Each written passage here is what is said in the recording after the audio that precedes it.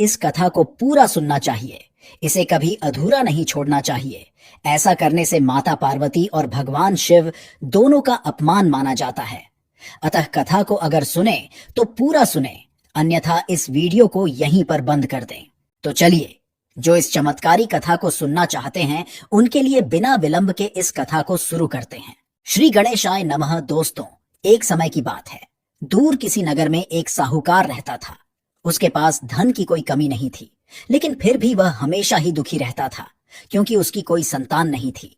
फिर कुछ दिनों पश्चात एक महान संत उनके द्वार पर आते हैं और उनकी व्यथा को सुनकर उन्हें महाशिवरात्रि का व्रत करने का सुझाव देते हैं। संत की बात सुनकर साहूकार और उसकी पत्नी ने हर बार महाशिवरात्रि व्रत रखने और रोज शिव मंदिर जाने का संकल्प लिया। इसके बाद दोनों रोज शिवजी के मंदिर में जाकर पूरी निष्ठा और भक्ति भाव से शिवजी की आराधना एवं पूजा करने लगे। साहूकार और उसकी पत्नी की भक्ति देखकर माता पार्वती बहुत प्रसन्न हुई और उन्होंने शिवजी से प्रार्थना की, हे प्रभु, आपका भक्त साहूकार और उसकी पत्नी बहुत समय से आपकी पूजा और शिवरात्रि व्रत कठोरता से कर रहे हैं। उन्हें उनकी भक्ति का फल निश्चित ही मिलना चाहिए। तब भगवान शिव कहते हैं, हे महामाया, इस संसार के प्रत्येक प्राणी को उसके पिछले जन्म के कर्मों का फल निश्चित ही भोगना पड़ता है। वह पिछले जन्म में जो भी पाप करता है उसका फल उसे अगले जन्म में अवश्य ही मिलता है। ये साहूकार भी अपने पिछले जन्म के कर्मों का फल भोग रहा है, यही उसकी नियति है।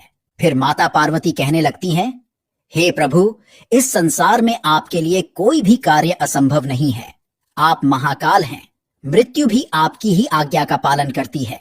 आप बड़े बड़े पापियों को भी क्षमा कर देते हैं, तो आप इस भक्त को भी उसके पिछले जन्म के कर्मों के लिए क्षमा करके उसकी इच्छा को पूर्ण कीजिए। माता पार्वती के बार बार आग्रह करने पर भगवान शिव साहूकार की प्रार्थना को सुनने के लिए तैयार हो जाते हैं और एक दिन सोमवार को स्वप्न में उसे दर्शन देकर पुत्र प्राप्ति का वरदान देते हैं और कहते हैं, तुम्हारे पुत्र की आयु केवल 12 वर्ष की ही होगी और उसके बाद तुम्हारा पुत्र कैलाश में चला आएगा।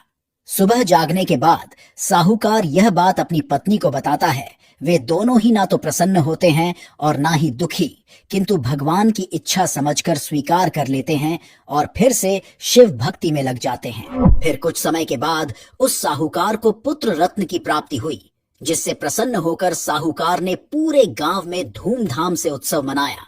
लेकिन मन ही मन वह जानता था कि उसके पुत्र की आयु पहले ही निश्चित की गई है। कुछ साल बीतने के बाद जब साहूकार का पुत्र 10 वर्ष का हुआ तो साहूकार ने उसे काशी में विद्या ग्रहण करने के लिए भेज दिया। उसे लगा कि वहां संतों के सानिध्य में रहेगा तो ईश्वर की कृपा होगी। इसीलिए उसने अपने पुत्र के मामा यानी अपने साले को बुलाकर उसे बहुत सारा धन देकर अपने पुत्र को उसके साथ काशी में पढ़ने के लिए भेज दिया। जाते समय उसने कहा कि रास्ते में जो भी साधु संत मिले उनकी सेवा करना, दान धर्म करना और जहां भी शिव मंदिर मिले वहां शिव जी की पूजा करते हुए जाना। और फिर पिता से आज्ञा लेकर दोनों ने काशी की ओर प्रस्थान किया। काशी के मार्ग में उन्हें एक नगर मिला जहां पर एक राजा की पुत्री का विवाह एक राजकुमार से होने जा रहा था, लेकिन वह राजकुमार एक आंख से काना था। इसी कारण से राजकुमार के पिता ने एक योजना बनाई कि वह विवाह के समय अपने पुत्र के स्थान पर किसी सुंदर बालक को बिठा देगा ताकि राजकुमारी विवाह से इनकार ना कर दे।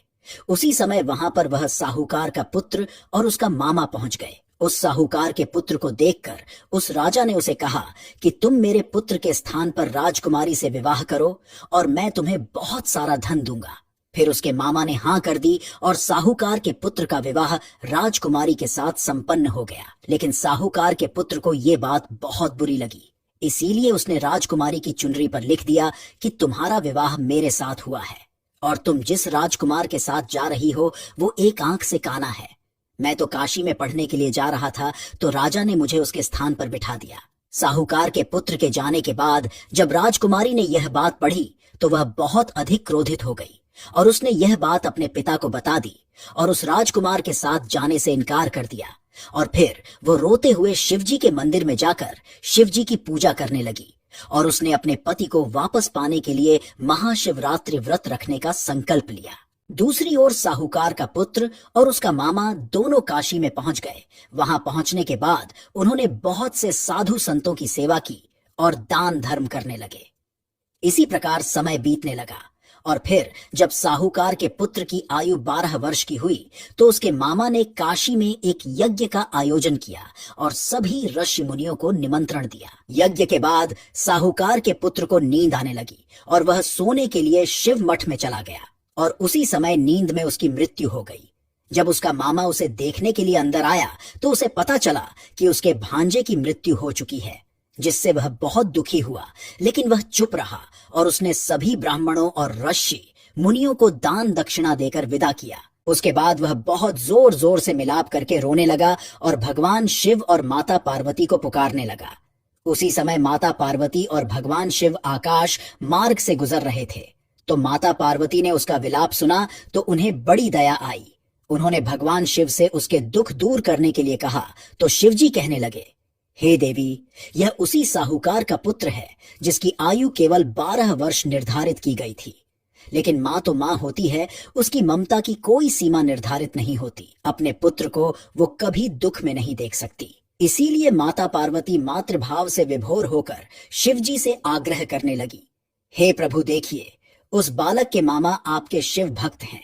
उस साहूकार के पुत्र की पत्नी भी व्रत कर रही है और अपने पति की राह देख रही है। उसकी माता भी अपने घर उसकी राह देख रही है। आप अपने इतने सारे भक्तों को कैसे नजरअंदाज कर सकते हैं? वे सभी उसके वियोग में प्राण त्याग देंगे। कृपया आप उस बालक पर कृपा करें। माता पार्वती के आग्रह पर शिवजी ने उस बालक को फिर से जीवित कर दिया, उसे लंबी आयु प्रदान की और बालक फिर से जी उठा और महादेव को धन्यवाद करने लगा। फिर काशी में शिक्षा प्राप्त करके बालक अपने नगर की ओर लौटने लगा। रास्ते में वह उस नगर भी पहुंचा जहां पर वो राजकुमारी उसकी प्रतीक्षा कर रही थी। फिर राजा को जब इस चमत्कार का पता चला तो उसने अपनी पुत्री का विवाह फिर से उस साहूकार के पुत्र के साथ कर दिया और बहुत सारा धन देकर उनको विदा किया। इधर साहूकार और उसकी पत्नी भूखे प्यासे रहकर अपने पुत्र की राह देख रहे थे। उन्होंने यह प्रण रखा था कि यदि उन्हें उनके पुत्र की मृत्यु का समाचार मिलता है तो वे भी उसी क्षण प्राण त्याग देंगे। लेकिन महादेव की अनुकंपा से उन्हें पुत्र के जीवित होने का समाचार प्राप्त हुआ और वे अति प्रसन्न हुए और घर पर पुत्र के आने पर उन्होंने उनका भव्य स्वागत किया। साहूकार ने अपनी बहू का भी स्वागत किया और सभी ने महादेव के मंदिर में जाकर पूजा अर्चना की। फिर एक दिन साहूकार को स्वप्न में आकर महादेव ने कहा, हे श्रेष्ठी, मैं तुम्हारे महाशिवरात्रि के व्रत करने से प्रसन्न होकर तुम्हारे पुत्र को पुनः जीवन दान दिया है।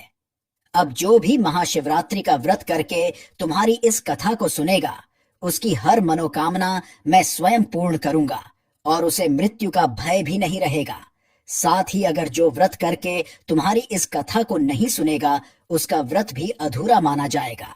तो दोस्तों, इस प्रकार से जो भी व्यक्ति महाशिवरात्रि का व्रत रखकर इस महान कथा का श्रवण करता है, शिवजी उसकी हर इच्छा को निश्चित ही पूर्ण करते हैं। हर हर महादेव।